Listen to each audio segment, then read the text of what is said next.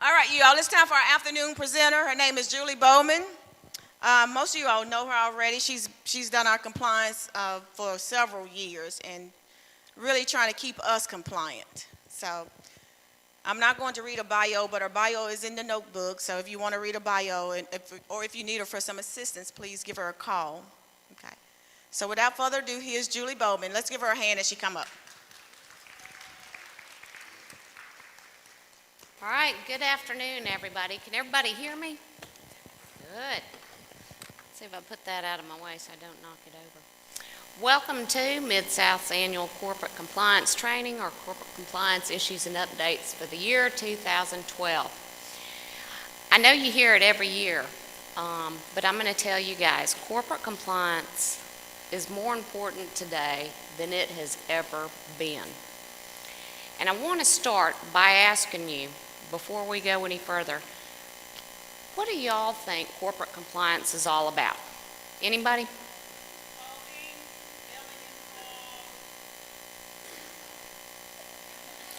Come on, guys, what's it about?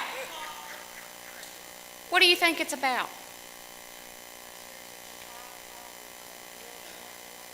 Comply with all the rules and regulations, coding, billing, fraud. Anybody else? Ethics. Okay. Anybody else? Any other ideas? Teamwork. Anything else? You are all correct. It is about all of those. Corporate compliance is about providing a good, valuable service, a service that's wanted, that's needed, that's beneficial to your patients, that's appropriate and necessary, and that is reasonable in terms of the cost. Affordable, good, quality, valued services. It's not a mystery. You and I go to the auto store. You got something wrong with your car. If you're like me, I have no clue what I need. Something's broken and it needs to be fixed is usually what I tell the mechanic. I don't know what that means. I don't want him to tell me to replace the entire engine when it just requires a spark plug. I want him to replace it with a good quality spark plug, one that works, not an old used one that came off another car that I'm paying full price for. And I want to make sure that when I go home it works. And that I've got a good, valuable service for the money I paid. The government wants good value services for the money it's paying. All right, guys, let me ask you another tough one. Why is corporate compliance important to you, therapist? Why? Reimbursement? Money. Government's running out of money. There was a rumor started years ago that the government had these special trees that grew money on them that were endless. I'm here today to tell you that rumor is not true. The government has told us that rumor is not true. The trees have shriveled up and gone away. They are out of money. Our state Medicaid programs are out of money. I look in the next 5 to 10 years to hear stories of states filing bankruptcy, bankrupting their Medicaid programs because they can't afford it, or they can't afford the expansion of Medicaid under the Patient Protection Affordable Care Act. Why else is it important to you guys, beyond the obvious everybody's out of money? Why do you care as an individual? As a licensed therapist, why do you care? Bingo. Because you want to keep your license. When I work with the government, with providers for fraud and abuse investigations on corporate compliance issues, it ferrets itself down to the provider of the actual services. Did you do it? Did you provide the care? did you document it correctly? Your license is what's on the line. Your license is what we're talking about. PT, OT, we're all governed by the same, similar regs. They're pretty much the same. You got your separate regulations, and they're all in your slides. Mississippi Board of Physical Therapy, rules governing license of physical therapist. They're similar for all of you. As a therapist,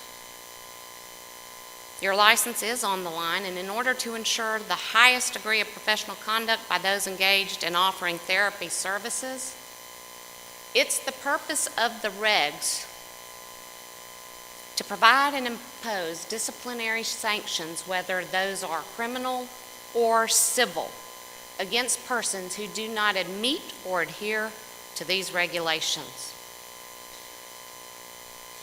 So we talk about the rules, the laws, and the regs that are out there that can be violated. It all boils down to your rules that govern your license. PT. Sorry guys, y'all are outnumbering everybody else. There's 29 ways to lose your license. OT and ST, you only got 22.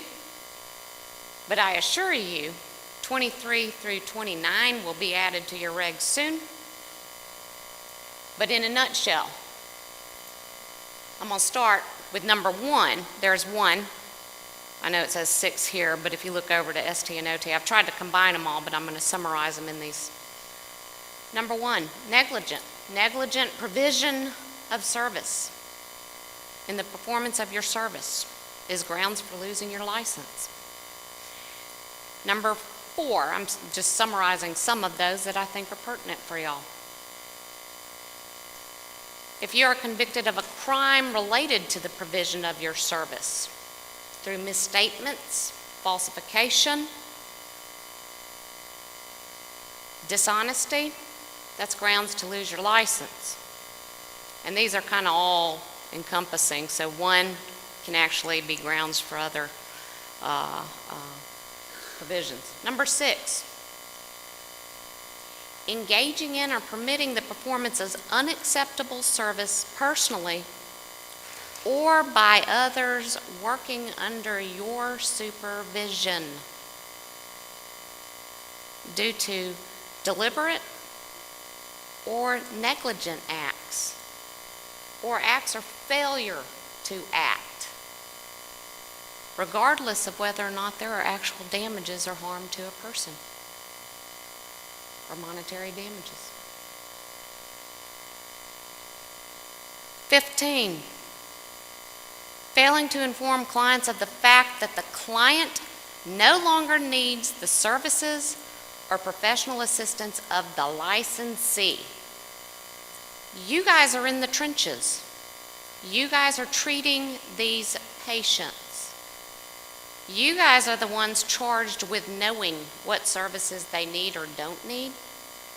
And you guys are the ones charged with filling out your documentation, verifying the services you have provided, failing to maintain adequate patient records. You document it, you include the services. That allows other providers and other providers of health care to see what's needed for the resident. It's deemed abuse and can be criminal depending on the severity and the pattern involved if your documentation is so inadequate that it hinders other caregivers from providing care and services, that it allows a provider to bill for services you allegedly provided but failed to document or didn't provide at all. And finally, failing to report to the board any unprofessional, incompetent, or illegal acts that appear to be in violation of the law or rules established by the board. Not just your own, but those of your peers.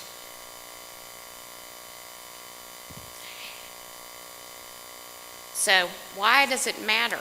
Because when we get down to the heart of the problem or the issue or the rules and the regs, there's your obligation. a company or a healthcare provider will be charged or held accountable for whether or not they explain to you that they expect you to document it accurately. Once they explain it to you, it rolls down to your job to make sure you're doing that.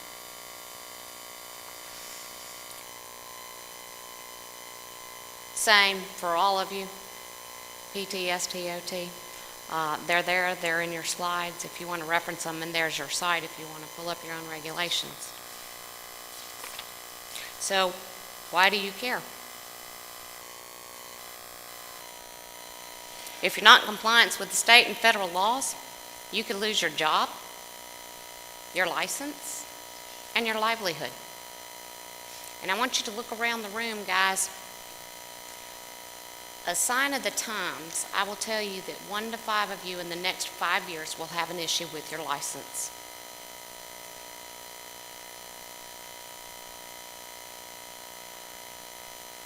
One to 5 of you necessarily in this room will know of or be aware of someone who has been convicted for a health care crime.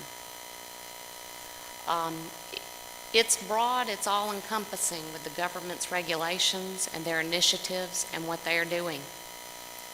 Used to, everybody did it, and the thing I always heard when people called me was everybody else is doing it, I want to do it too. And my thought was, I understand that, but one day, there will be a day when the government puts its foot down and says, I don't care if everybody else is doing it. You did it, and I found you. I think Wednesday, I believe it was Wednesday, U.S. Attorney General and Department of Health and Human Service announced that in one day, it had over 400 agents span out across the United States, and they arrested in 8 cities 107 individuals. 59 providers put on suspension of payments, stopped their payments, called them tracks, for alleged fraudulent billing to the tune of $450 million. These were not related incidents. And it's not just coincidental that the government said, ready, set, go, and did it all on one day. They're trying to make a statement. And I am a member of the OIG's listserv. I get up every morning, and I am overwhelmed with their activity. And they link it to the state. And the states are out there reporting their activity as well, their fraud and abuse initiatives. It's out there. They're expecting people to know. Ignorance of the law is no excuse. The government's telling you, everybody be aware, be astute, be diligent, mind what you're doing, pay attention. Just because everybody's doing it, or you don't think anybody will notice, they're making a statement, we will. We'll notice. Question anything. Question unlawful orders. Question orders that you don't understand. You guys be vigilant. Protect your license. Ask questions. I do the CYA. Send it in writing. Ask a question, get a response. And remember, compliance encourages you to report unlawful or unethical behavior. If you see something going on, tell somebody. Ask questions. Report. Who's going to know? How are we going to know? I will tell you that some of the systems that are now in place and the ability that these auditors have is just amazing. They can scan in medical records and ask to compare for irregularities in signatures, alterations. It is amazing. We go and we see presentations from the OIG, DOJ. I went up there with a client for a private presentation and viewing where we had a slideshow, and the slideshow came back and showed irregularities in the client's documents. Everybody's like, well, how would you know that? They've got the abilities, they're out there. You think of the electronic age that we're in, you think of electronic medical records. There's a reason for all of this. It is all to tighten up things and make it easier to detect and to find and to see. Who's going to know? Well, we've been overwhelmed with the auditors. Auditors unleashed is kind of how we think of it. If you've got one, you should have 10 or 20. It's a lucrative business. It's a lucrative project for the government. They're getting back money by the leaps and bounds, so it's working. There are ZPICs, Zone Program Integrity Contractors, and we'll talk about those in a little bit. Advance Med. Advance Med is a fraud auditor. They are out there looking at irregularities in billing. They have training quite often. They continue to update their auditors and their medical record reviewers. They find a new issue popping up, a new way to change or alter documents. They educate them. It's interesting. We've got, and I don't know how many are being audited right now, but there's 4 that I'm aware of, nursing homes being looked at for therapy services being provided in their homes. It's been interesting to watch the letters coming from Advance Med, and as they have morphed and become more targeted in the information they're asking for and what they want. So they are training themselves, they are learning, and they are modifying their and honing in on their request. ZPIC, Advance Med, is this region. Medicaid Integrity Contractor, or the MIC, Health Integrity for Mississippi. Mississippi's gone through a couple of Medicaid Integrity Contractors, and these are actually at the direction of CMS. Said, you know what? Medicare is monitoring its house. We want you states to monitor your house, and we didn't think you were motivated to do it, so we're going to designate Medicaid Integrity Contractors, which you must have in place by 2010, and have you go out and have them audit, and they will report to CMS. And I'll walk you through their audit phase, which is kind of scary when you see particular providers. RACs, Recovery Audit Contractors. Medicare RAC for Mississippi is Connolly. Medicaid RAC, I believe, it's a kind of an entity formed by PRG Schultz, who started out as a Medicare RAC auditor. The RAC auditor has been contracted in Mississippi. Both Medicare and Medicaid RAC auditors get contingency fees for all overpayments. We're not talking about fraud. We're talking about just mere overpayments that they identify and bring back into the system.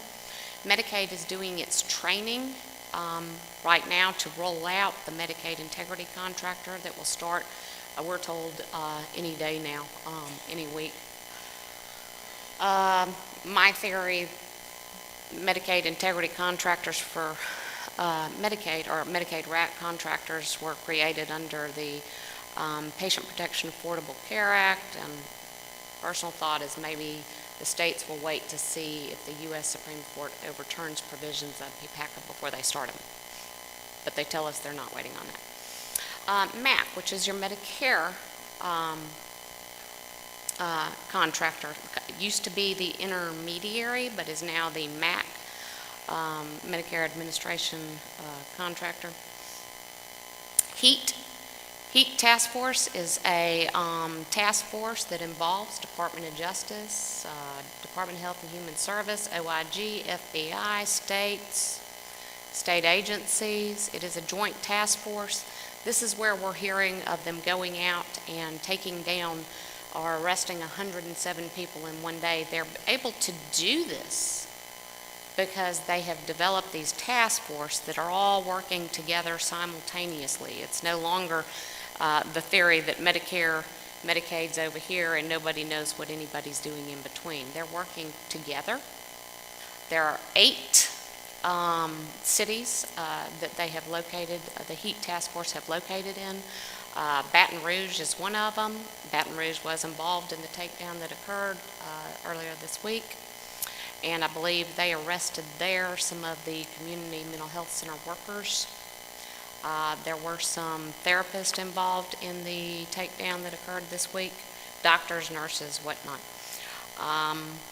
OIG, Office of Inspector General, out there to do audits. Department of Justice is DOJ, FBI, everybody knows them, Federal Bureau Investigation, Medicaid Integrity Program, comprehensive error rate testing. This is a neat little audit tool. They go to check out and see if everybody's catching errors. It's really to see what the Medicare, Medicaid administrators are doing when they're processing claims, but when they find errors, of course, who pays? And that's the person that gets the money, which would be the provider. Quality improvement organizations, your state Medicaid programs can do their own audits. State audits, they involve and they are enlisting services of the state survey and certification agencies, and the list goes on. And then you can add at the bottom of that, Mid-South. Its corporate compliance program lets you know that they will be doing their own audits. So when you see audits being conducted, that's to go out and make sure everything's being done correctly, making sure that when, not if, these other auditors get there, things are in order and as are how they should be. OIG, February 3rd, 2011, published its first ever most wanted list. Again, trying to impress upon providers that they're taking this serious. You've always seen the, wanted, dead or alive, most wanted. Literally, the OIG has published this, and they are posting faces of some of their top 10 most wanted, one of which was apprehended November 14th, 2011. I think he had fled to Canada. He and his co-conspirators charged with alleged scheme to defraud the Medicare program out of $71 million. Top 10 most wanted, allegedly responsible for over $243.5 million. Collectively, the government has estimated that the improper payments for fraud related to fraud and abuse are anywhere from $60 to $90 billion. So this is just skimming the surface here. Dallas doctor. Any of you hear about Dr. Roy? Anybody familiar with Dr. Roy? Dr. Roy is charged with the single largest fraud scheme perpetrated by one doctor. Dr. Roy was arrested for his alleged role in a nearly $375 million healthcare fraud scheme. $350 million related to Medicare, $24 million related to Medicaid. Dr. Roy owned a company called Medistat Group. Medistat was an association of over 500 home health agencies. Dr. Roy himself, in a 5-year period, certified over 11,000 beneficiaries for home health care.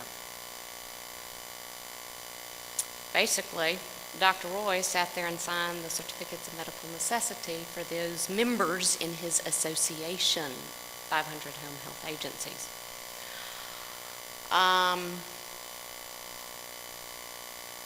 CMS suspended payments to 78 of the home health agencies involved in this particular matter. If you think about that, guys, payments are suspended on the front end. When a healthcare provider's payments are suspended, they got 2 options. You continue to provide the services and hope you can get the suspension lifted within 18 months or longer, if by that time they have determined it's fraud and have gone after you civil and criminally, or you can shut your doors. You are not getting paid for any of the services you are rendering until the matter is cleared. So you got to think, over those 78 home health agencies, a lot of them are closing their doors or did close their doors.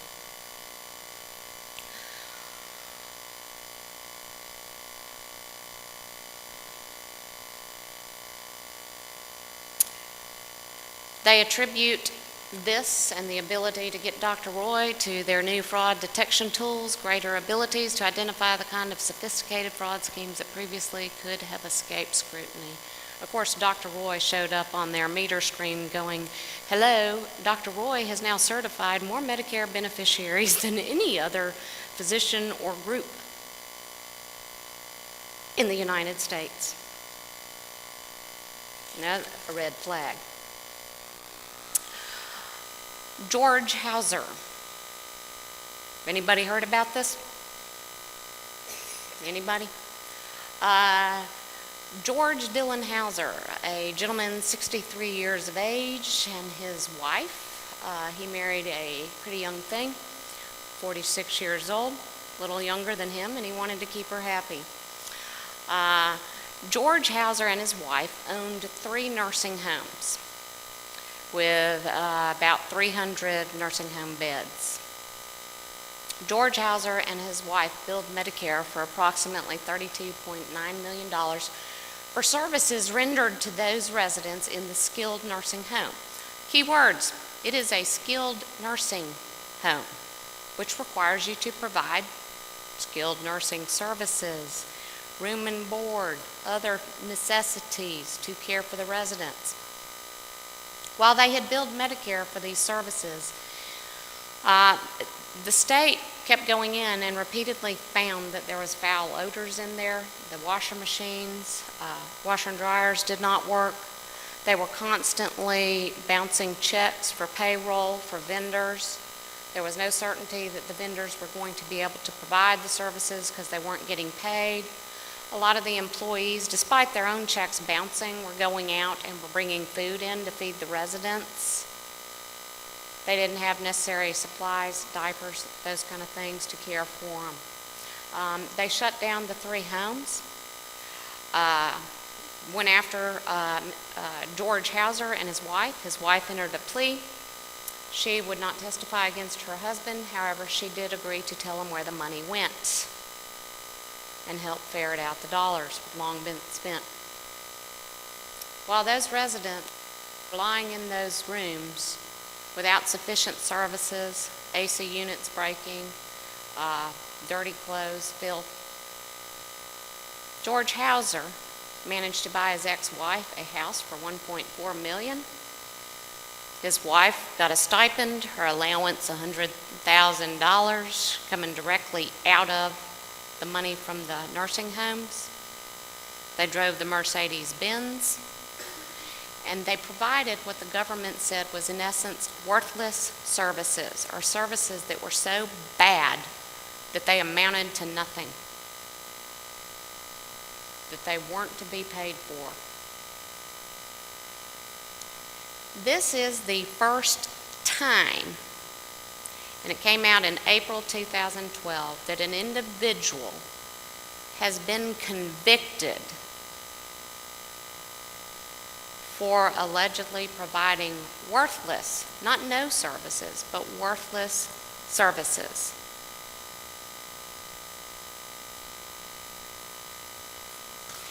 And it is something that you can imagine the government is going to jump on the bandwagon, because not only it's a step up from abuse because he's convicted, it's a crime.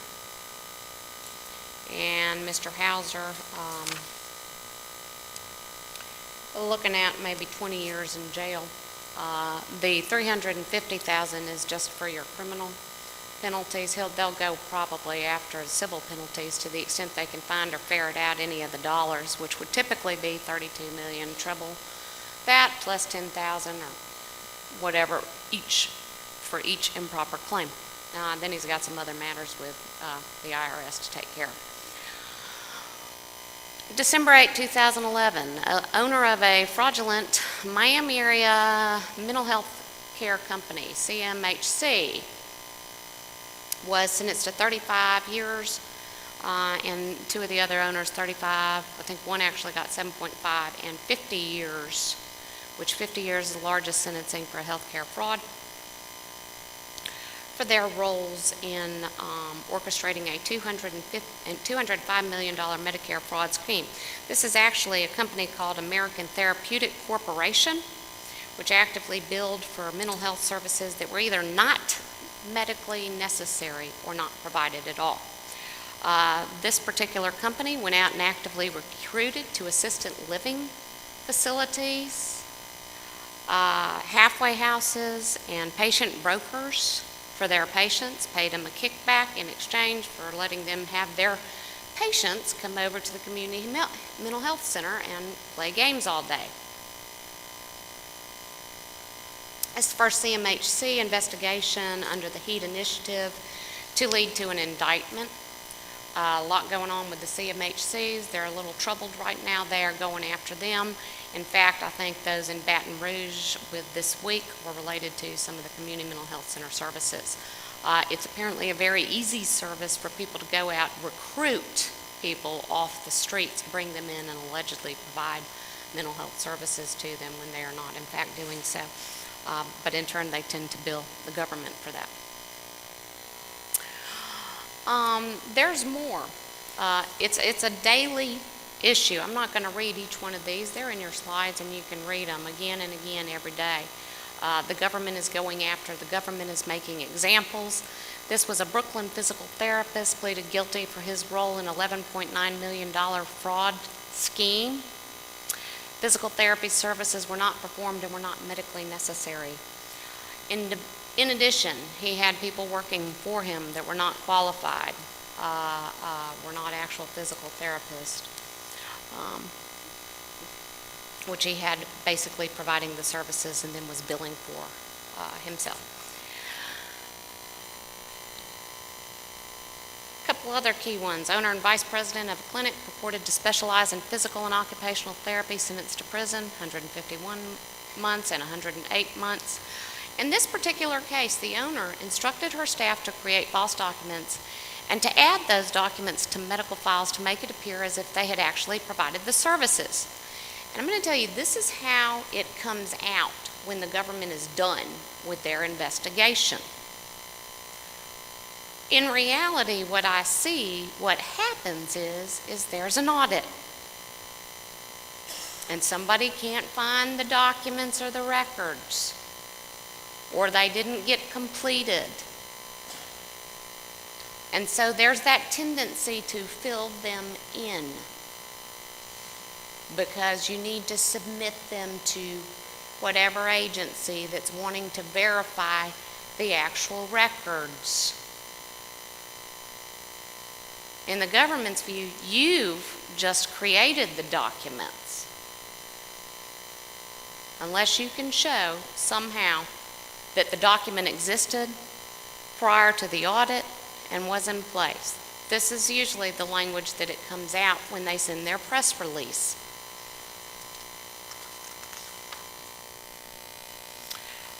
There's some more.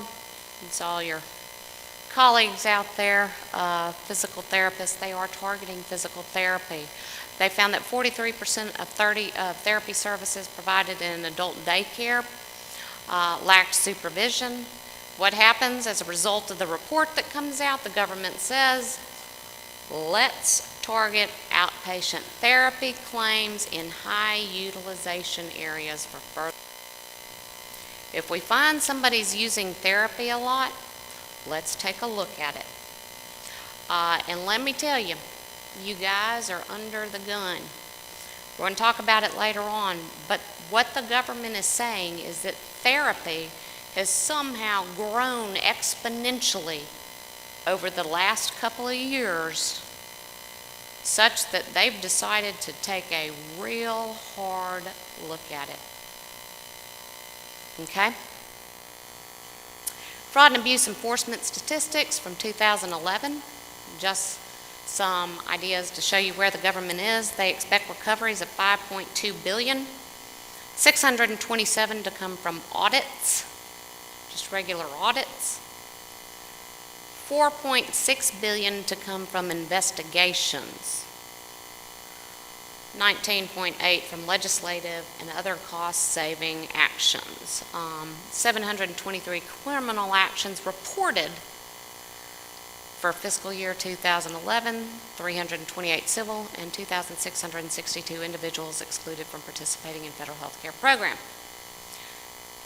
The government reports these in its annual and semi-annual reports every year, and believe me, I've had people try to settle their claims and ask, can we somehow make it confidential? No, no. They want to toot their horn. And if they let it be confidential, they can't toot their horn. DOJ opened 1,110 criminal investigations involving over 2,561 potential defendants. Federal prosecutors had 1,873 healthcare investigations pending and filed criminal charges against 1,430 defendants, with 743 convicted, and 977 civil investigations initiated, with 1,069 pending at the end of 2011. More of these startling statistics. FBI disrupted 238 criminal fraud organizations. Guess what? Medicare and Medicaid fraud has become a organized crime. It is less risky and more lucrative than drug trafficking. That's why we see a lot coming from Miami area. I think they've said that healthcare fraud has grown exponentially to where it is deemed a bigger problem there than the drug trafficking. Healthcare Fraud and Abuse Control Program account has returned over $20.6 billion since its inception. And then we have the HEAT Task Force. HEAT created May 20th, 2009. Again, this is a joint effort with the Department of Justice, FBI, OIG, states, all working together to go out and identify issues. What they do is they target hot spots, which right now they've set up these hot spots in the 8 cities across the United States. And they use that as their home base to go out and look with their agents. These are some old statistics. I think I've given you some new ones as of this week. 107 indictments, 420 for just the one issue that they took down this week, so we can add that to our numbers. They continue to change. They continue to morph day after day. Another thing that's going on is we have President Obama, who is wanting to show that the efforts under PPACA and all of these fraud and abuse initiatives are working. So they are turning up the heat before the election, and we'll expect to see a lot more raids and a lot more takedowns.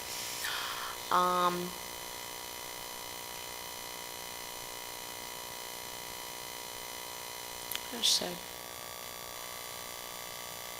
talked about them. I'm going to take it a little bit closer to home. Jackson doctor guilty of filing $12 million in false Medicare claims. Everybody heard about the case of Dr. Thomas?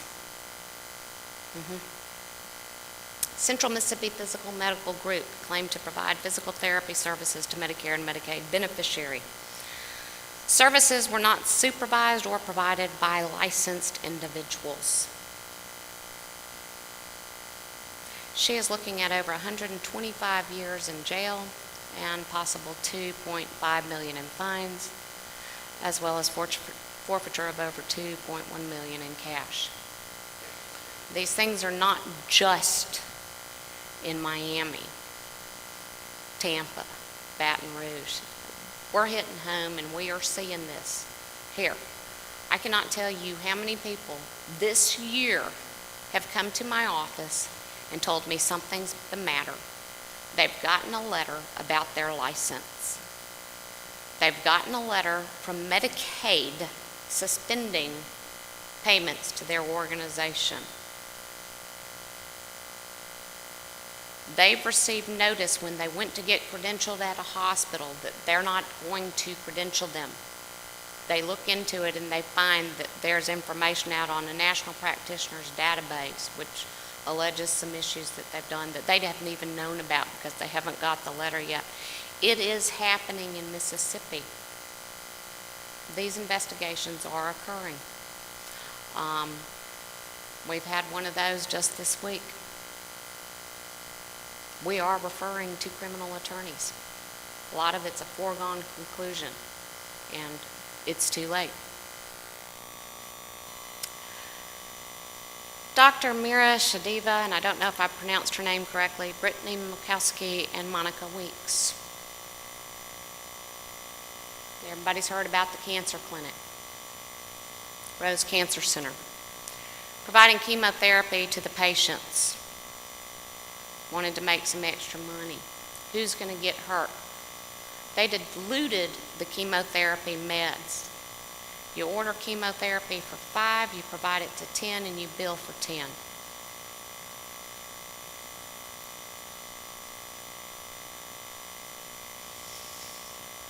Made millions of dollars while diluting the drugs and billing Medicare, Medicaid, and insurance for more chemotherapy.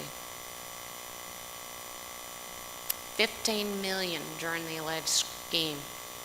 This started as innocently enough. And you had people who were there as an office manager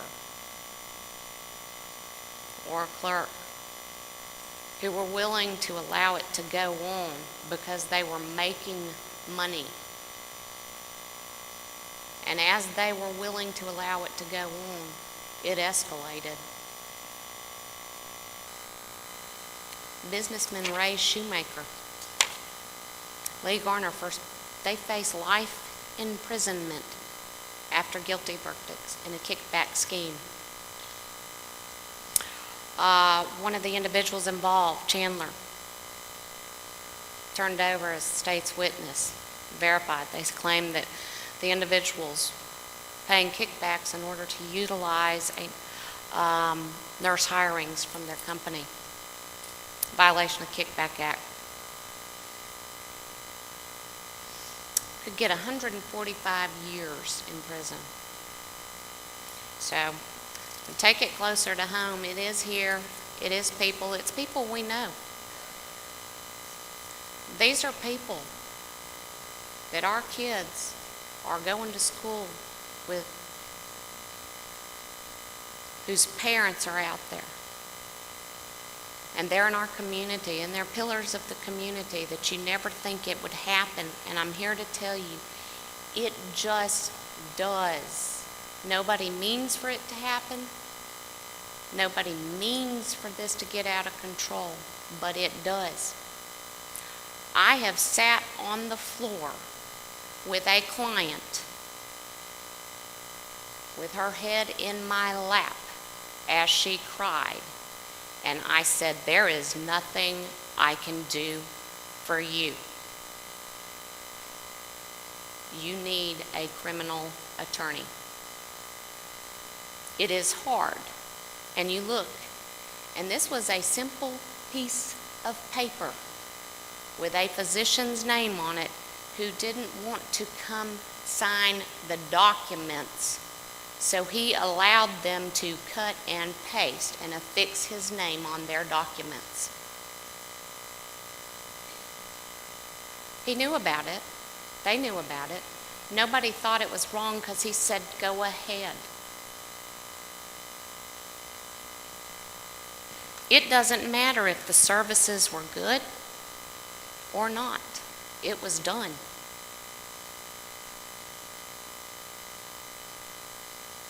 And I had this person sit on the floor, and I cried with her. So it happens to good people too. How did we get here? Well, the government's out of money. Government spending for health care continues to rise. Right now, health care is projected or does account for about 24% of overall federal dollars.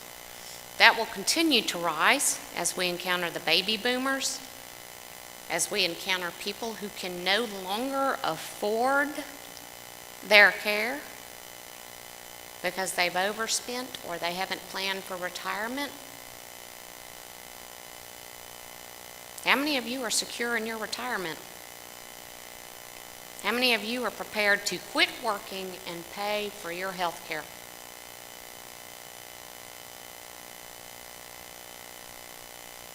You look around and it's going to continue to put more and more strain on federal dollars, state dollars.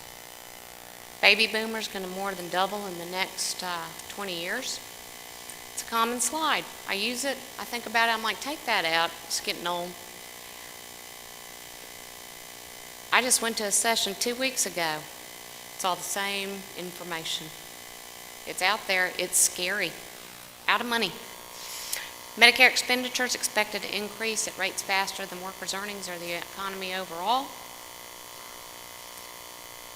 2012 Medicare Hospital Insurance Part A program, again, can't emphasize it enough, expected to be depleted by 2024. That is 12 years from now. No more Part A. How many of y'all bill your services under Part A?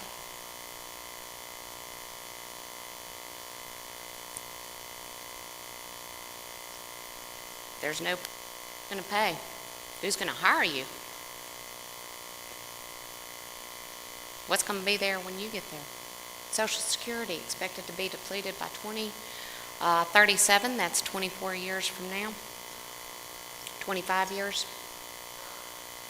And under the current projections from Medicare, that's all assuming that the patient protection, affordable care, and that we continue with these fraud and abuse initiatives.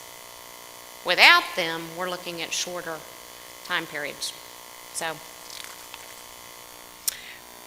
why corporate compliance? Well, it's here to stay. Government requires it. A lot of you do business with nursing homes. Guess what? March 2013, they will be required to have a corporate compliance program. And it's kind of like HIPAA. They're going to have arms. We can expect that when they say you, nursing home, have to have one, anybody you do business with, your business associate, will have to have one too, or adhere to your standards. It's got legs. Government plans to monitor compliance efforts. Interesting thing. We're seeing a lot of subpoenas coming out from the OIG. And what they want is your compliance program. They want to see them. They want your audits. They want to see where you've audited. And more importantly, they want to see your findings and if you've returned the money. And one of the things we'll talk about, PPACA. A lot of people objected, a lot of attorneys, people like me, said, you can't have that, that's not fair, that's confidential. And they said, well, let me fix that. Under PPACA, we have a right to it. If you refuse to give it to us, you're going to be fined for every day you withhold the information. Share it or don't. How do we get here? It's been years in the making. You've heard about HIPAA, Health Insurance Portability and Accountability Act, established privacy laws, initiated fraud and abuse, developed our corporate compliance programs. Medicare Modernization Act of 2003 was the recovery audit contractor trial period. It worked, so we implemented it, put it in full steam ahead under the Tax Relief and Healthcare Act of 2006. Not to be outdone, Medicare said, states, you need to do your part. They implemented the Medicaid Integrity Program under the Deficit Reduction Act of 2005. Interesting enough, RAC, Medicaid Integrity, all needed to be implemented by 2010. So 2010 was the year everybody's to have it on tap. 2011, 2012, we're all getting acclimated to these things. American Recovery and Reinvestment Act of 2009 contributed greater resources, more money. We need money for all of these auditors. And Fraud and Enforcement and Recovery Act, again, made revisions to existing fraud laws, fine-tuned them, making sure we can use them and they're user-friendly for the government, and also contributed more money. And then under PPACA, Patient Protection and Affordable Care Act of 2010, one of the biggest fraud abuse tools to hit the health care program since its inception, created a number of avenues for the government to go out and investigate fraud and abuse. And if you hear about the Supreme Court overturning Patient Protection Affordable Care Act, let me tell you, even if they do, the government cannot afford to overturn the laws that are in there. So I assure you, some drafters are busy writing out provisions that will go into effect immediately if the Supreme Court overturns PPACA. Fraud and abuse is not going to go away. It is too lucrative, and the economy is too fragile right now to allow that to happen.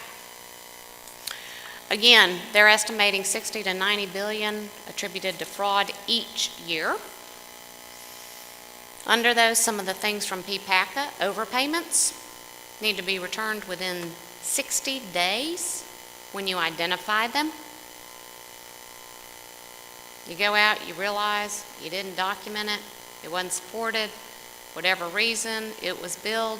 If you identify that it was not supported by the documentation, not medically necessary, needs to be returned within 60 days. Otherwise, it is subject to False Claims Act, and it becomes a false claim, subject to fines and penalties for failing to turn it in. The government's serious. PPAC expanded the RAC program, included states, authorized permissive exclusion if you obstruct an investigation or audit. Don't interfere with us, we're doing our stuff, we're auditing, we've asked for your records. You need to give them to me. If you participate in Medicare and Medicaid, or you work with a provider that participates in Medicare and Medicaid, we got a right to it. From President Obama, reclaiming associated with improper payments is a critical component of the proper stewardship and protection of taxpayer dollars, and it underscores that waste, fraud, and abuse by entities receiving federal payments will not be tolerated. I hereby direct executive departments and agencies of all states to expand their use of payment recapture audits to the fullest extent allowed by the law. And let me tell you, the states are not in a position to say no thank you. What we are seeing is the feds going after the states. If we go and audit and determine you didn't catch it and we catch it, guess what? You owe us the federal portion. And we're taking it back. It is interesting to see the dynamics going on. When everybody's out of money, fingers start flying, people are pointing, the feds are pointing at the states are trying to hide their money. I think it was West Virginia. They got some money from a pharmaceutical settlement. The AG's office kept it and said, you know what, I'm going to delegate it to other state agencies and not Medicaid, and then we won't have to turn in our federal match, because technically Medicaid didn't get the money. Guess what? CMS put its foot down, sued them, and said, you either give it to us, or guess what? We can suspend your payments. No more. Had another state, I think it was Massachusetts, last week or two. And it's kind of comical. They reached a settlement with one of their intermediaries. Got a large sum of money back. Instead of receiving the overpayments like a normal state, okay, we've gone out, we've fought, we've received those, their intermediary made it as a donation. It's not an overpayment, we're just donating it to the state. Our congressman said, no, and we're going to call for an investigation into the states receiving overpayments or paybacks to make sure every state is returning their federal match. Because the states haven't been so forthcoming because they're out of money.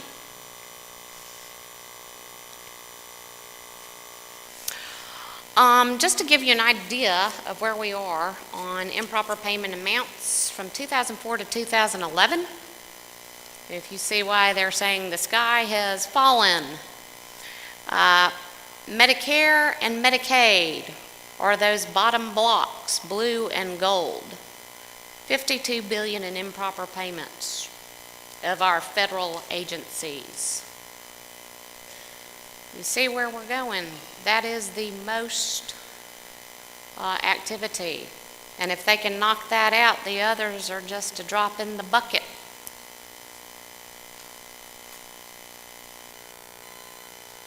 Historical improper payment rates from Medicare peaked in 2009. hence PPACA in 2010, and we're trending down in 2011. And here's what the government projects. They project that they will cut that in half. So if you think it's rough today, we're just getting started. Cut the improper payments in half. And we're not using, when we talk about improper, they say either billed improperly, not necessary, not documented adequately, fraud, various other reasons. Cut in half in the next 2 years. Times are tight. Job security. Medicaid. Medicaid's not as aggressive as the feds. They're just trending down a little bit. But Medicaid's goal is to trend it down from where they are today, or 2011, 8.1 down to 7.4, and then another point, and incrementally trend it down as they continue to expand the program. So there you go. We need to make room for new services.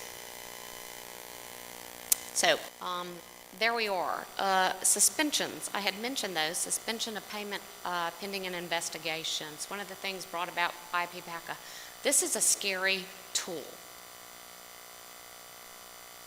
Prior to the Patient Protection Affordable Care Act that Obama signed into law in March 2010, the government would only suspend a healthcare provider's payment if there was fraud. Under PPACA, they have said all we need is a credible allegation of fraud. What does that mean? It means that somebody calls in on a hotline and alleges, I'm supposed to be getting therapy, but nobody showed up today. That happens a lot, you guys. More than you know. That's grounds for an investigation. It's a claim on the hotline. Somebody's not doing their job. That's a credible allegation of fraud, and guess what? It's ground to suspend payments on the front end. 78 home health agencies suspended payments because they were involved in the association.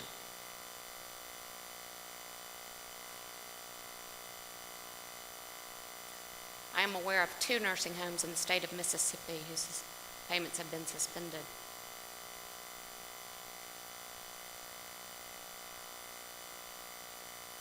I am aware of another provider who got their suspension notice yesterday from Medicaid for a credible allegation of fraud.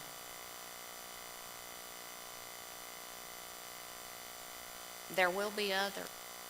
It's out there. It's a good tool. The government's position is if I have a credible allegation from a hotline, data mining, patterns identified through audits, false claims cases, whatever their reason, why not stop it on the front end? Don't pay the provider anymore until they can investigate it, see if it's true or not, and then let the payments go on. Because the problem the government's having is once it makes the payments, if it takes time, continues to pay the provider and investigate it, the money is spent before they reach a resolution. So the idea is you stop it before it hits the provider. Let them continue to provide services. They can continue to bill. And we'll release the payment if we determine that there's not fraud. And usually in that case, it's just an overpayment.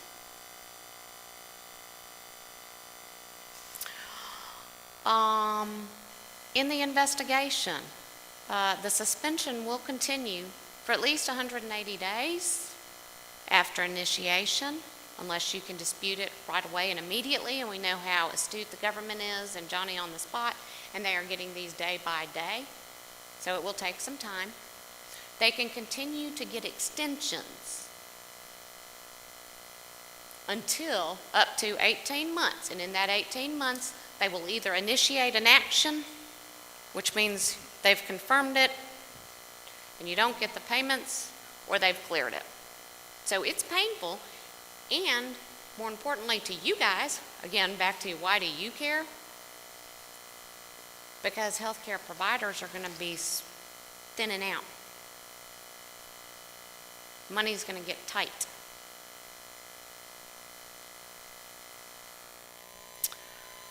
Healthcare fraud reform law appropriates healthcare fraud and control account an additional $100 million. And it's interesting. Under Patient Protection Affordable Care Act, they thought it was a typo that under this act, in 2 places, they allocated significant sums of money to go out and target fraud and abuse. And everybody's like, no, we intended it to be there. We thought about it, and then we added some more. It's a good thing. There's job security, the government. OIG, Patient Protection Affordable Care Act, says that the government has the authority to go out and obtain information from providers, suppliers, beneficiaries, contractors, manufacturers, distributors, or other entity. Anybody it wants for the purposes of ensuring the services are necessary, proper, and to protect the integrity of the federal health care programs. Also makes compliance programs mandatory for SNFs. All other providers will follow suit as the Secretary deems appropriate and necessary. As you know, Mid-South has already voluntarily adopted its own corporate compliance program. You guys are leaders. You guys are going to be working with a lot of your clients explaining to them how it works. It's not that difficult. It's simple. The theory is provide good and valuable services. They identify 8 elements that say should be a part of any program. Have a compliance officer, have policies and procedures, have people responsible for direct lines of communication, people you can talk to. Deborah Lawson, make sure that she is trustworthy. Don't delegate it to someone you think might commit fraud. Background checks. Look at the people you're working with. Do business with good, honest, ethical people. Educate employees and agents regarding your programs. In case you hadn't guessed, that's what we're doing today. Consistent enforcement of standards and procedures. Audit, testing, and when you find a problem, educate. If it's a simple mistake, educate, train, provide guidance. If it's fraud or abuse, terminate. You can't do business with people who are not ethical or just won't get with the program and understand how to do things correctly. I will tell you, I work with a lot of hospitals in rural areas, and it's the same old problem. Used to, they're like, well, he's grouchy, he doesn't do his records, but he's our doc and he's a pillar of the community. So we just got to deal with it. Those guys are singing a whole nother tune today. They're now calling up and saying, we got to get him out of here. We've had our rack audit. He still won't document right. He won't take the time. He's not going to learn how to do it correctly. We can't read his writing, and therefore we can't tell what he's saying or if the services are provided. And guess what? The pillar of the community is without a job. Those hospitals can't afford doctors that will not get on board. Those days are gone. So, disciplinary measures.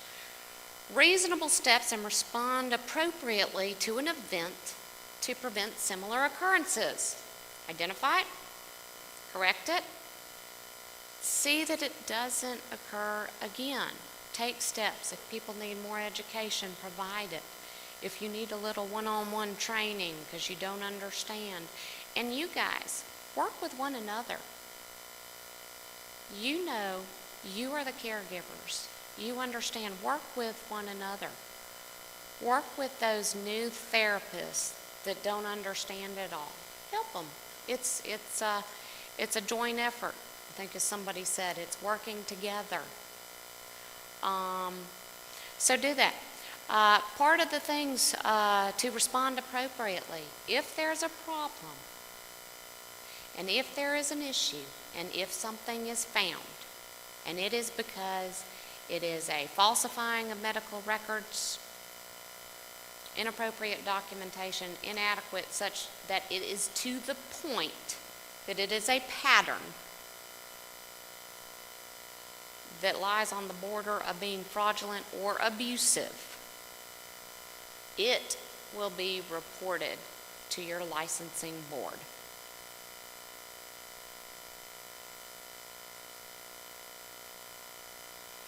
That brings it back to, why does it matter? Why do I care? It's your license. When in doubt, ask questions. Periodic reassessment of compliance programs and amendment necessary. Those are in the regs. Those are what they're requiring for compliance. So you see, it's not something just made up out of the blue. It's not something somebody decided, oh, I'm sorry, I'll let it slide. If somebody lets it slide and the government says, why did you let it slide? Because you had a duty to report to your licensing board. Why didn't you? Because it's not a matter of when, it's a matter of, well, it's not a matter of if, it's a matter of when somebody gets around to auditing things. So corporate compliance is just an atmosphere. It's a way to work together. It's a way to help ensure we provide good, valuable services that are needed, necessary, and beneficial to your patients. It's a way to make sure that we help protect these Medicare and Medicaid programs to ensure that they're there when we need them. Healthcare fraud is a serious problem. We've talked about it. And fraud, knowing and willful intent to defraud a federal healthcare program. It's pretty easy. You know you're doing it. It's willful. Talked today, got a letter. Suspension of payments. It had the words willful, fraud and willful. Those are key words that indicate you're talking about a criminal act. You're talking about possible jail time. Those are not things that are accidental or abusive or you didn't mean to, it was wrong, you should have known better and we're going to punish you. These are knowing and willful. Examples, billing or causing someone to bill for services not rendered. Let's bring it home. You don't provide therapy to your patients, but yet you knew they needed it. But that's okay. She's got a little dementia. She'll never know if I did or didn't. And you write down that you did. You've now caused Mid-South to bill for services that weren't rendered. That's a criminal act.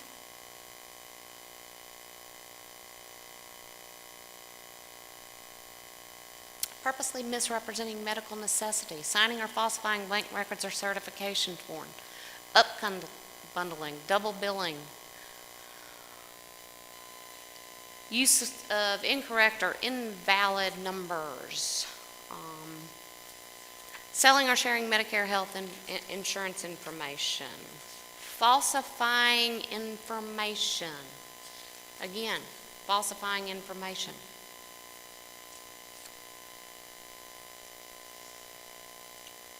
Had a client, had an audit. Government's looking at their records. This particular individual somehow managed to date and enter the wrong month for 10 days in a row.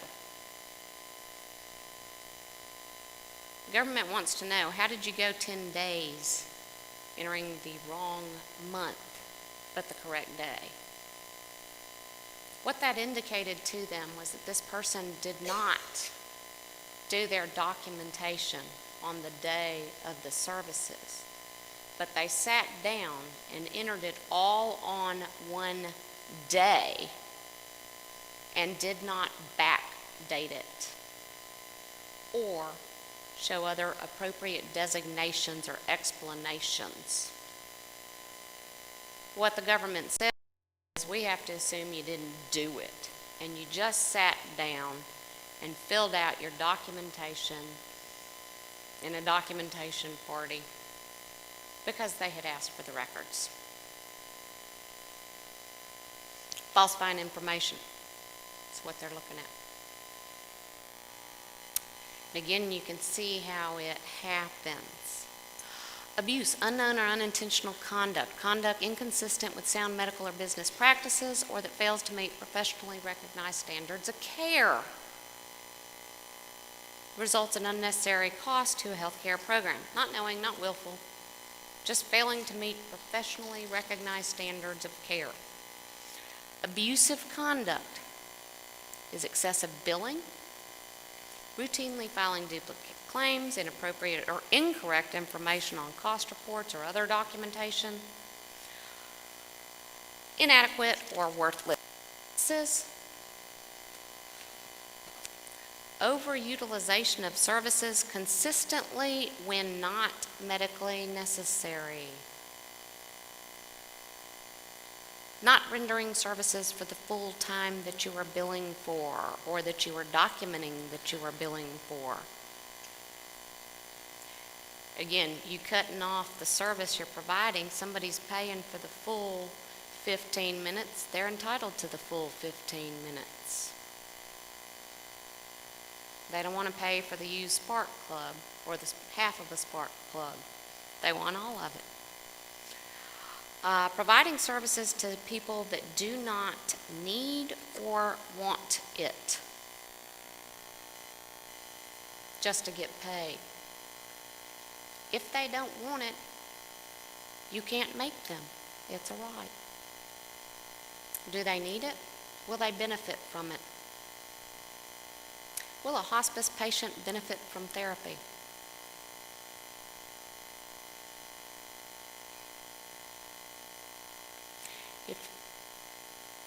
If you got a good justification, document it.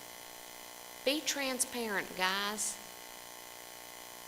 The people upstairs have a mindset that they don't understand it unless you document why you're doing it, why you think it's a good, valuable service that the patient will benefit from. Providing services poorly where the client does not get what's paid for.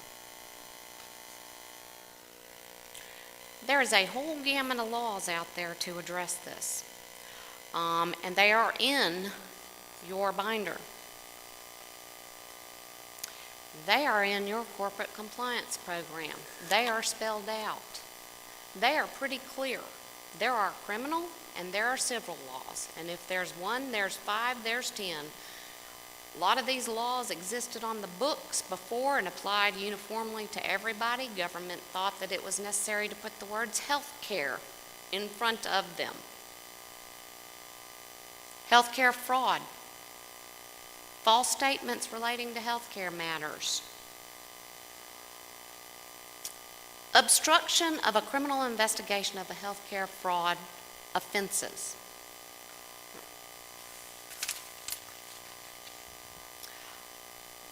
Time and time again, sorry about that, I see that people get a request for medical records. And this temptation and the tendency to add information is overwhelming to healthcare providers. That is a criminal act. That is interfering in an investigation. If you get a letter from one of the auditors we talked about, you're under an investigation. The provider is under an investigation. Don't play with the documents. And I say that because I see it over and over and over. Mail and wire fraud. It's out there just as a safety net. If you submit claims electronically, they can cite you with the mail and wire fraud too. And then the anti-kickback statute, which is where you get remuneration in exchange for services referred. Civil laws, False Claims Act. That is the number one used by the whistleblower relator to bring claims against healthcare providers. This is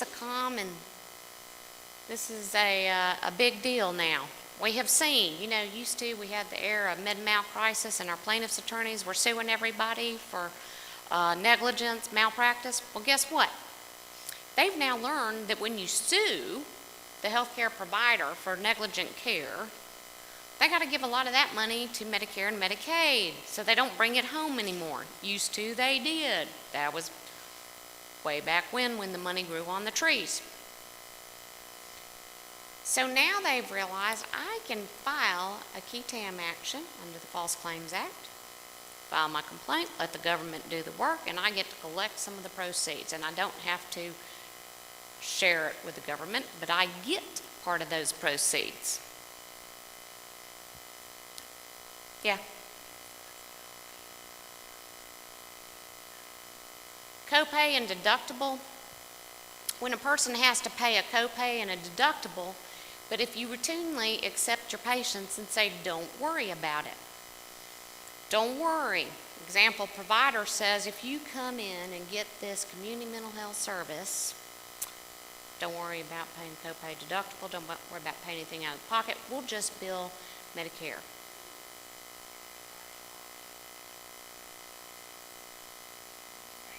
You need to make attempts to collect it. You don't just tell them you don't have to pay it. That is a no-no. Routinely is your key word, waiving copay and deductible. Here's the rationale. If they don't need to pay the copay and deductible because the provider, you guys can go without that money, then obviously we're paying too much for the service, so we can knock it down. And then you can go and ask them for the copay and deductible. Because if you don't need it, and you're providing an incentive for somebody to overutilize services because nobody has to be a good steward of the money. No, your clients aren't paying for anything. Why do they care if you overutilize it? So that's what they mean by routine waiver of copay and deductible. That should not be a normal way of business that we don't collect it. Otherwise, why should that be part of the fee? You are obviously charging too much. Or I should say the government's obviously paying too much. Exclusion laws. And I'm going to see if our special guest is going to show up.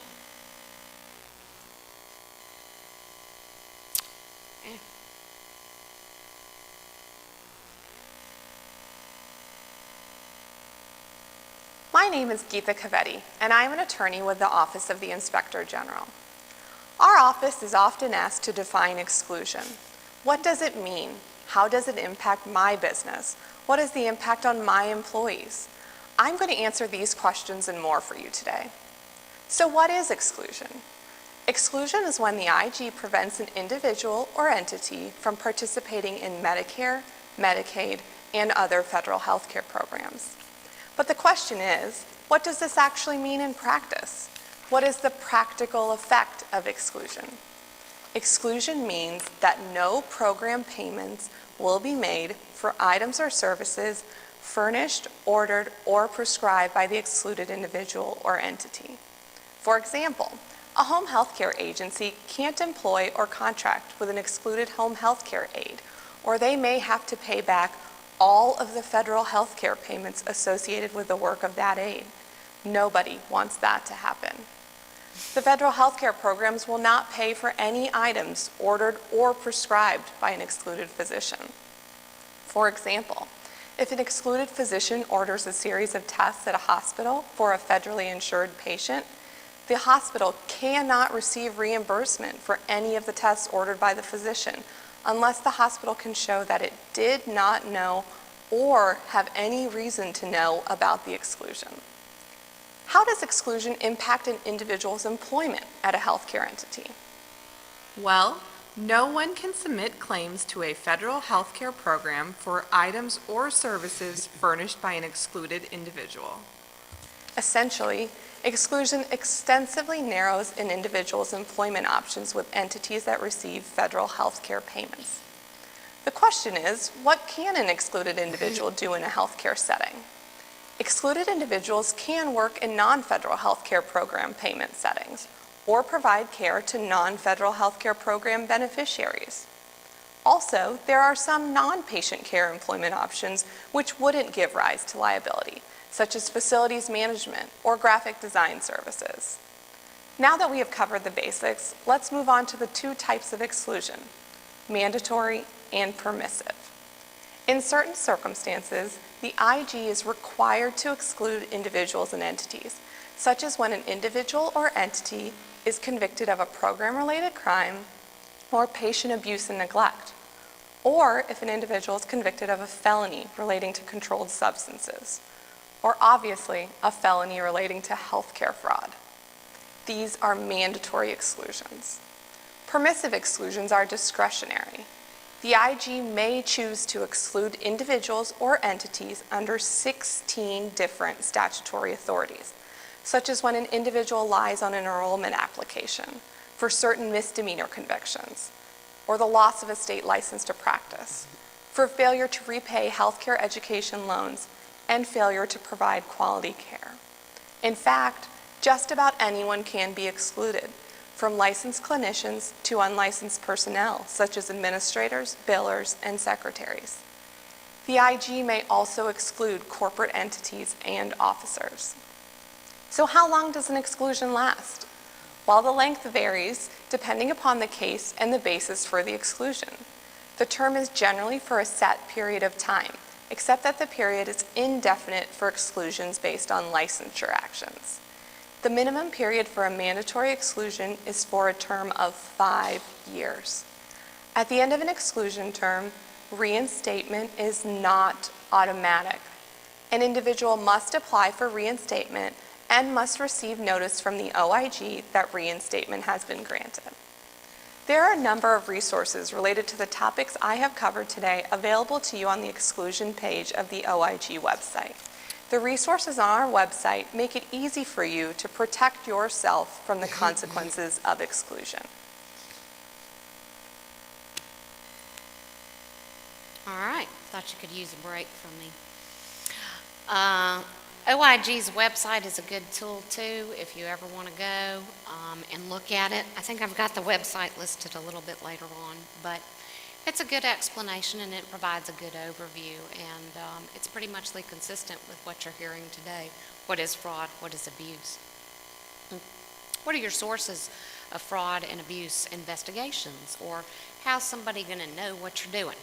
Well, we've already talked about it. You guys have an obligation to look and to report things that you know. That's part of your compliance program. That's part of your obligation and your commitment to the company, is to be knowledgeable, be diligent. Other things, patient families, we've talked about that. Believe me, guys, these calls come in. My therapist hadn't been here for weeks. Right, wrong, or indifferent, people have to look at it. Your clients, the providers you work with, the other providers, they talk. They report things. They're under the same obligations. Most people have compliance programs. Peer comparison, your friends, your competitors. Media, state investigations, survey, certification, Survey is now being trained to come in and look at things and to call into question where they're seeing problems, issues, things going on. Whistleblowers, disgruntled employees, disgruntled peer members who want to call and tell, guess who's doing what. Audits, we've read the whole gamut of those. Heat task force, senior Medicare patrol, I love this. Seniors are out there on their own who are combing the streets and educating other seniors about the fraud and abuse initiatives. They are part of Medicare's program. It's an official group that is out there. They have actually been attributed and identified a number of fraud and abuse issues, but these are seniors on patrol. I look to have one in every nursing home near and close by in the near future. Compliance programs, compliance officers, self-disclosures, and so again, that is audits. That's Mid-South's commitment to do the audits and find things and look to see what's going on. Checks and balances. Zone Program Integrity Contractor. We talked about that. Advanced Med is the Zone Program Integrity Contractor. Let me tell you what's going on. I told y'all early on that y'all are in the limelight and y'all are being targeted and the government is looking at therapy. In February, Advanced Med was awarded the Zone Program Integrity Contract from Mississippi. They are focused exclusively on identifying or fraud and or making a determination that it's just an overpayment. It was just a mistake. It was not, and it did not rise to the level of fraudulent conduct. But suffice it to say, when they're out there looking, it's because they're looking at something particular where they suspect not just overpayments, but frauds. They are data mining.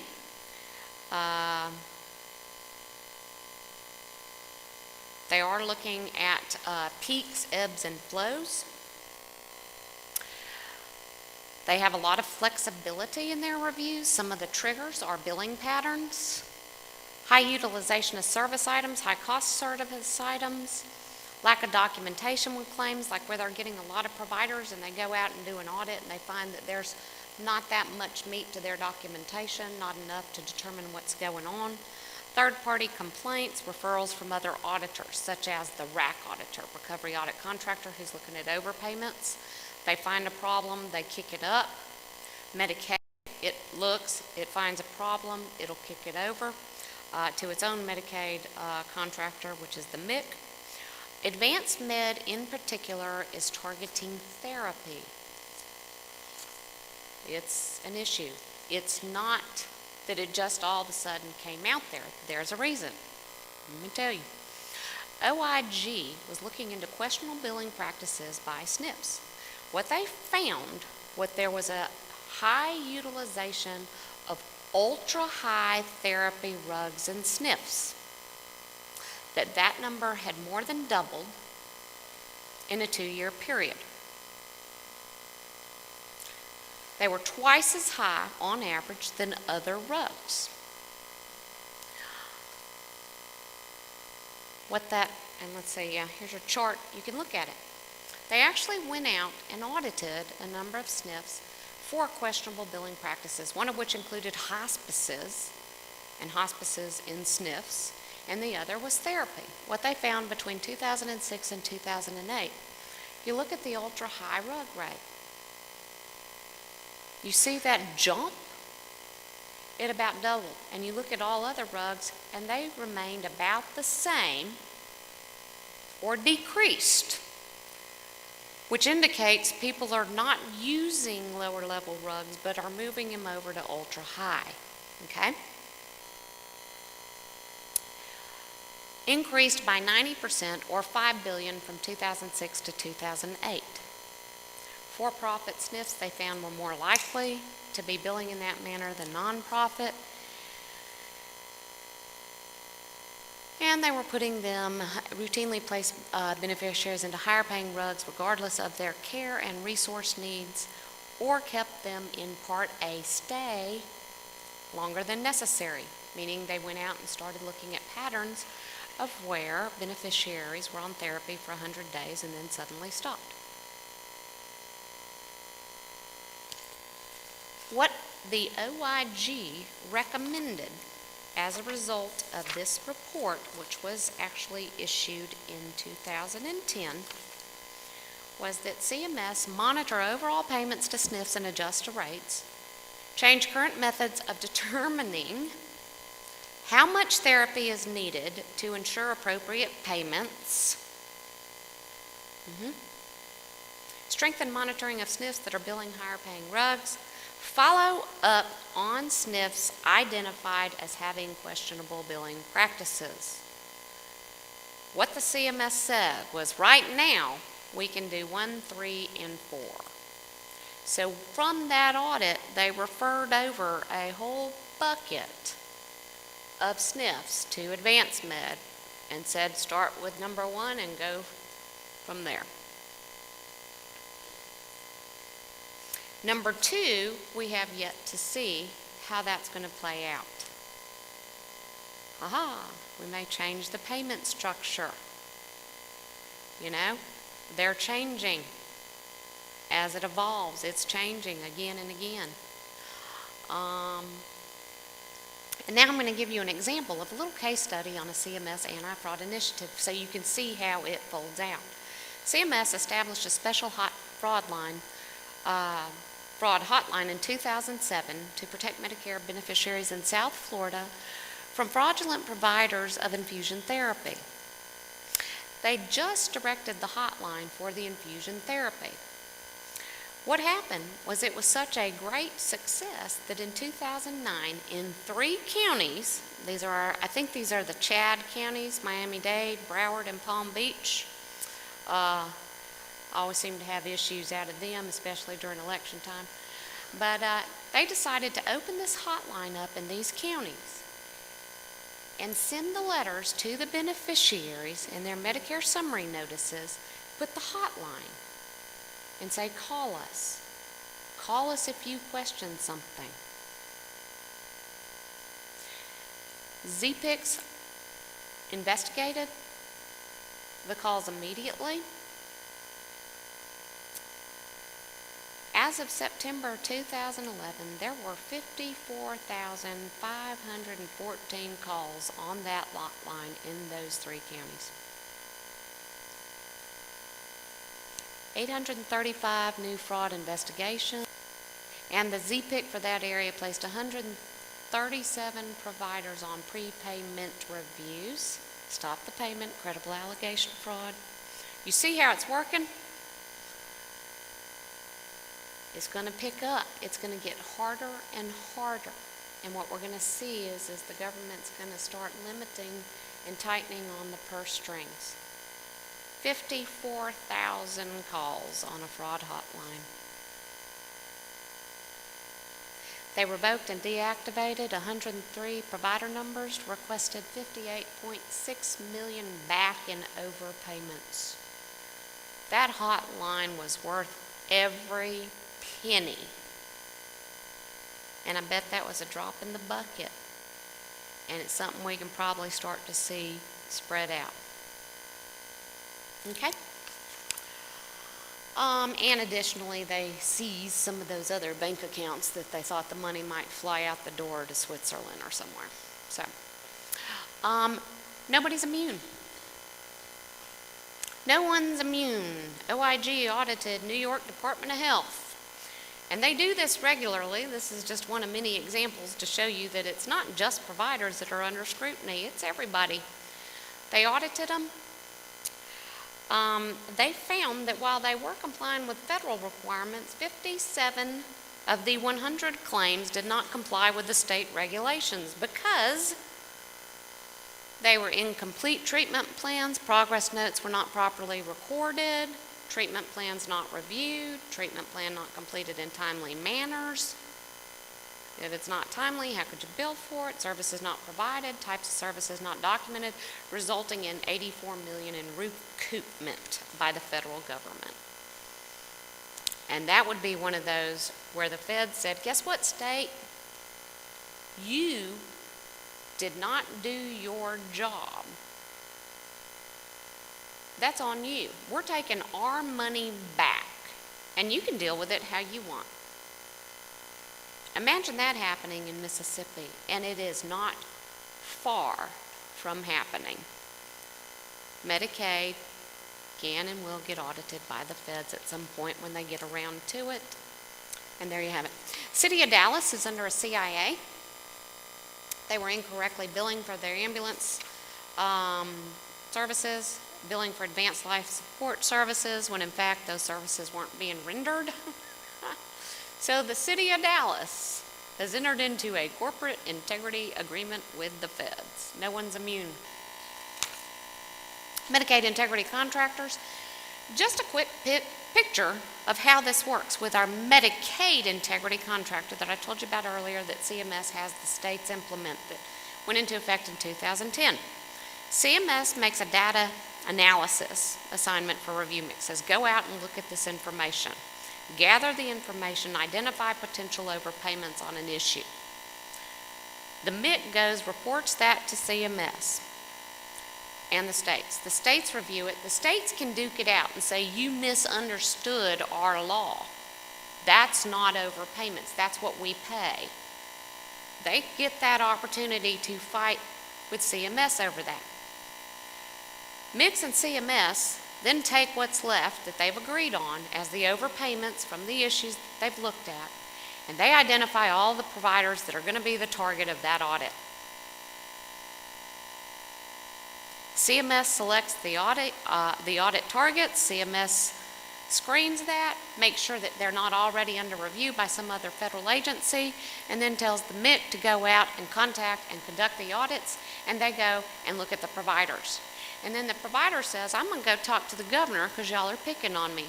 Guess what? It isn't the state that's directing it. It isn't the state that's directing it. So again, that just breaks it down into when you get down to the 25 providers selected for the audit, $285,000 returned. Works itself down the chain. This is something the feds are controlling. So, given all of this, compliance, that's why we have corporate compliance. That's what it's about. There's no one program. You guys hit it right when you said in the beginning, what is compliance? Ethics, billing properly, working together, providing a good, valuable service. That's what it's about. That's what it is. It's an atmosphere. It's an environment that you guys are involved in and you guys are to help create by being aware of and acknowledging your corporate compliance program. Voluntary, soon to be mandatory. Again, your elements, written policies and procedures, compliance officer, effective lines of communication, talking, asking questions, being involved, having people to direct your questions to. If in doubt, direct it to your compliance officer, your compliance committee. Education and training, audits, incentive and disciplinary measures, and corrective actions. That's all part of it. That sounds familiar. That is Mid-South's program. That is also what the feds required in their corporate compliance guidance for skilled nursing facilities, and we think it will be the same thing to follow through for all other providers. And this breaks it down, and it's in there. Clear commitment to compliance, compliance officer, oversight, effective lines of communication. You guys need to know, if you've got questions, ask. Education and training. Ignorance is no excuse. Monitoring and auditing. There will be audits. There will be monitoring. People will be looking at the documentation. Consistent application. There's no exception. I don't care how much Deborah loves you. There's no exception. If there's a problem and a rule or a law is broken, it cannot be overlooked. It will have to go through the appropriate reporting channels. Overpayments, fraud, self-disclosure. If there's overpayments, they'll be returned. If it's fraud, usually that will involve a little bit more government involvement, getting with the OIG and the U.S. Attorney. To the extent it doesn't exceed about $50,000. I don't think they like to be wasted with, a couple $1,000s. Self-disclosure is a way to turn things in. Disclose, if you have a problem, you recognize the problem, you turn it in. Providers are expected to audit. If they find problems, they're expected to turn it in. 60 days is an overpayment. If it's fraud, it will be, again, other government initiatives. Just some examples of individuals who have self-disclosed. They're significant amounts of money. They usually involve not the entity that's disclosing, but when they ferret it down, like we said early on, it works itself down to where you find, let's say, that physician who didn't do his job, who didn't provide the services, or somebody who falsified that they were providing services when they weren't. And it's a regular, continued practice. Kickbacks. Illegal to knowingly and willfully solicit, receive, or offer to pay remuneration to reward or induce referrals or items or services payable by a federal government. We hear about it. Everybody should know it. Again, these laws are set out in your materials, and there are examples and case examples in your corporate compliance program that is in your materials.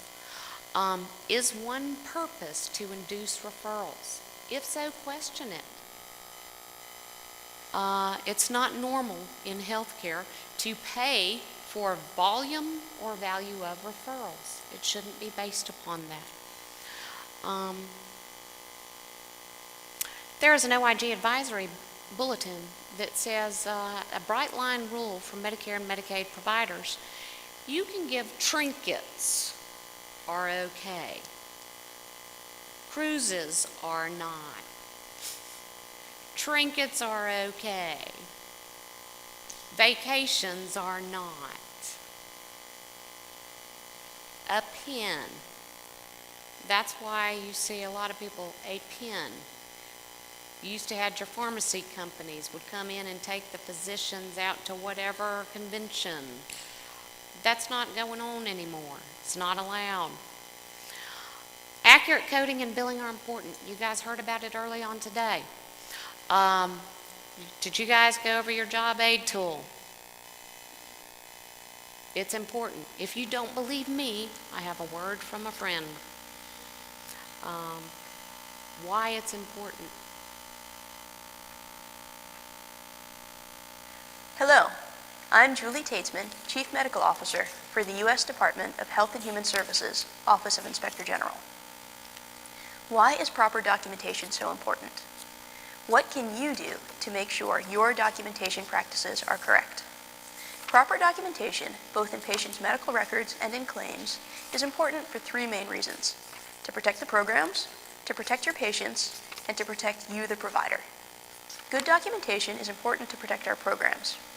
Accurate documentation ensures the federal healthcare programs pay the right amount, not too much and not too little, to the right people.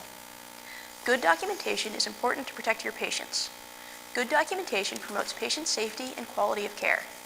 Complete and accurate medical record keeping can help ensure that your patients get the right care at the right time. At the end of the day, that's what really matters. Good documentation is important to protect you, the provider. Good documentation can help you avoid liability and keep out of fraud and abuse trouble. If your records do not justify the items or services for which you billed, you may have to pay that money back. Let's look at two examples where medical record keeping was inadequate or inappropriate. The first example is a case of insufficient documentation. That is, billing when the medical record cannot back up the claim. Here, a hospital billed Medicare for several imaging services to a Medicare beneficiary treated in the hospital's emergency room. When asked to justify the charges, the hospital produced this medical record. The medical record is for an ER visit. It shows a chief complaint and some vital signs. What's missing? There's nothing about the x-rays for which Medicare was billed. There should be a history and physical pointing to the need for the x-rays. There should be a physician's order for the x-rays. There should be an interpretation and result to show someone read the x-rays. And there should also be some indication that a physician treating the patient used those results when planning the patient's care. All of those factors are missing in this record.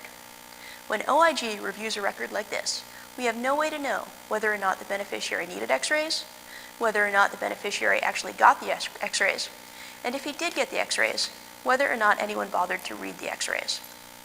In this example, the hospital billed for services, but the hospital cannot demonstrate that it deserves to keep that money. Better documentation practices could have prevented this problem. This second example also demonstrates poor documentation practices. We saw a claim where a provider billed Medicare as if the beneficiary had renal failure. We saw no evidence of that diagnosis, so we asked the provider to explain. The provider assured us that the beneficiary did in fact have renal failure and sent us this page from the medical record to prove it. The provider directed our attention to the highlighted letters to support the diagnosis of renal failure. Let's focus in on that section. It says, chronic pain, pathology diagnosis, CRI, renal cell carcinoma, refer to oncology. CRI, an abbreviation for chronic renal insufficiency, is highlighted in yellow. I should note that the highlighting in the record was done by the provider, not by OIG. There is no notation to indicate that anything was added later. Now, this patient had a lengthy medical record, and our audit team had already obtained that page of the record. But in the earlier copy, it just says, chronic pain, pathology diagnosis, renal cell carcinoma, refer to oncology. So CRI was added to the patient's record long after the date on the progress note, after it had already been copied for the audit. If you discover you billed for chronic renal insufficiency, but the medical record does not indicate the patient ever carried that diagnosis, it may be tempting to simply add CRI to the record, but don't. The cover-up just makes it worse. The OIG website is a great resource for more information on how to avoid these problems and make sure this never happens to you. The example she gave where the documentation suddenly changed is not uncommon. It happens, and it's just not an uncommon event, unfortunately. But as she said, it does just make it worse. But documentation is important. Good documentation is important. And you guys went over your job aid tool earlier. And it's important to follow it because you guys want to be transparent. Don't let somebody come ask you why it's different. Be transparent. That's the best way to handle it. Transparent, no whiteout lines. Let people see what you're doing. Let people be able to ask. And let them be able to follow. What happened here? That's the best way to handle it. OIG's work plan, just so you know what they're targeting for the year 2012, focused on independent therapists with high utilization. Questionable billing for Medicare outpatient therapy, in addition to all those that we've already addressed. Mid-South Corporate Compliance Program. Make it short and sweet. You've pretty much covered it through the course of this materials as we've talked about it, as we've talked about what's required. You guys have got your code of ethics in front of you. It's out there. You've got your program in your materials. If in doubt, read some of this. It's got case examples under each law that explains to you what happened. And these are taken from real fact situations. Maybe we've tailored it to be for therapists where it might have been for a different type provider, but they are taken from actual situations. As you know, Mid-South adopted its corporate compliance program, or you may not, March 24th, 2003. It is continually updated, revised, and looked at. And you might have noticed in here is back to the basics. It's black and white. No gray areas. Black and white. Don't do it. Don't falsify. Look at your documents. Give some thought to what would somebody need to read to understand what went on. Give some thought to what does my patient need? What does billing need? What does the government need to justify it? Mid-South's compliance program is intended to apply with the federal sentencing guidelines and the OIG instructions. They have a formal written plan, which is in your materials, compliance officer, which is Deborah Lawson, and a compliance committee is, can the committee stand up?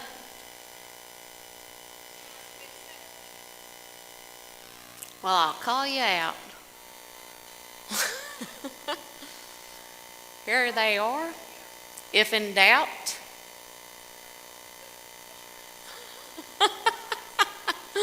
if in doubt, I've got their names.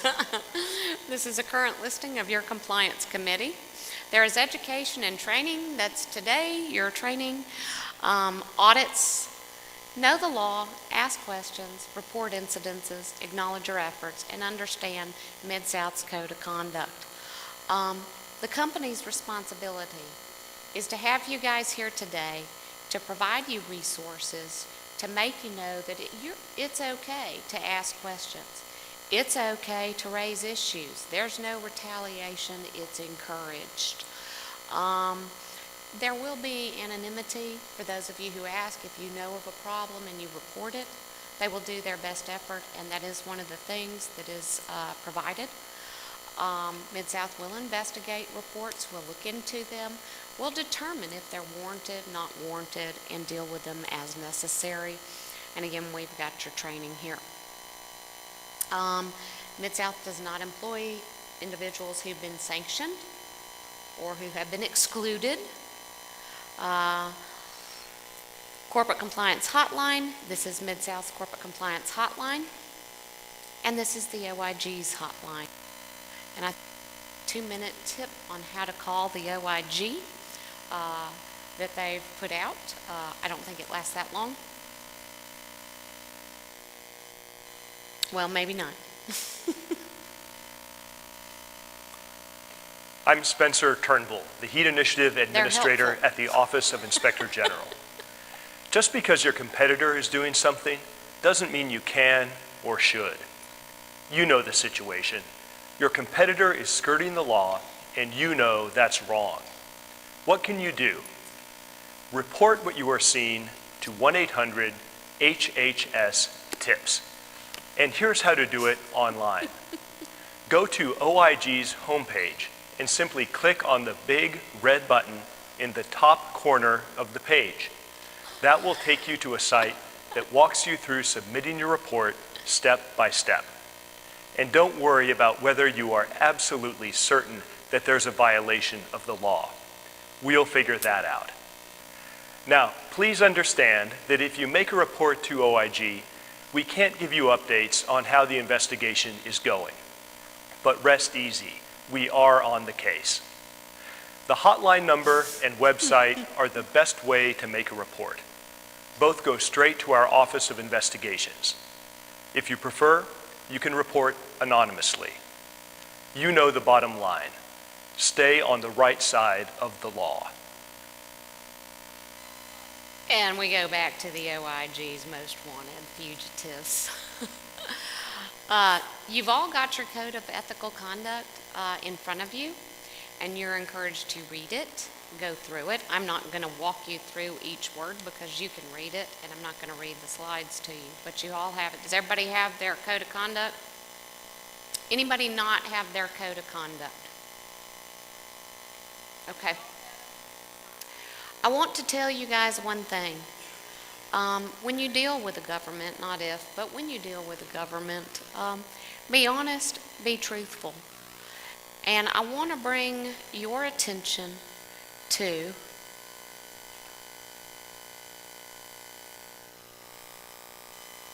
which we've, kind of brought over these things. Contact someone if you have questions. Cooperate with the government. It's important. Promptly report a government investigation to Mid-South so that they can help you as well. And when we talked about our auditors at the beginning, Advanced Med, Mix, clients that you're working with, if clients you are working with tell you that they have an audit and they want your help, promptly report these things to your compliance officer, someone in your committee.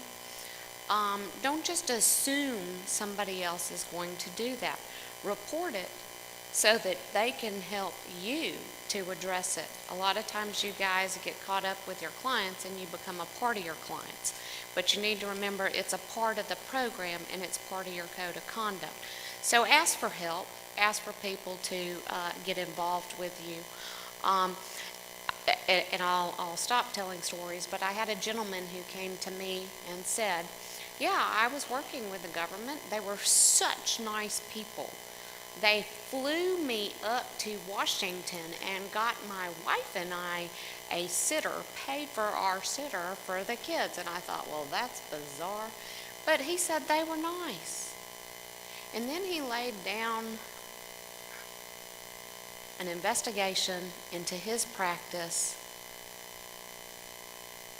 a subpoena for his records, and he said, I don't understand. And I said, well, they were nice, weren't they? They're still nice, aren't they? They are nice people. They're good. But also, seek help if they talk to you and ask you something about your information. But give truthful, complete answers. So any questions, ask Deborah Lawson. And guys, we are out of time, and your privacy and security laws, I know you know them. Privacy, protect the patient's health information. Security, protect the electronic information. If you're not good stewards of health information, you put people at risk for wrongful disclosures. If there is a wrongful disclosure, you need to turn that in as well to your privacy and security officers. And there is a brief summary of privacy and security, short and sweet, in the back of your materials.